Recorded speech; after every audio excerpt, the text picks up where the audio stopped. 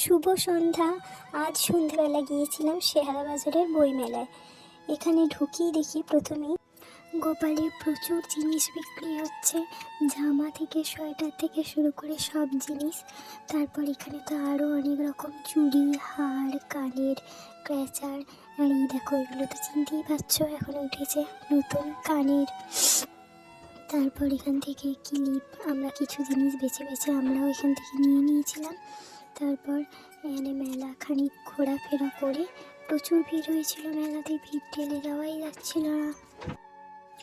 এখানে অনেক খাবারের রেস্টুরেন্টও বসেছে। তারপর আমরা কিছু কেনাকাটা করার পর খাওয়া দাওয়া করে পাপড়ি চাট, ভেলপুরি, 12 ভাজা এইসব খেয়ে বাড়ি ফিরে এলাম।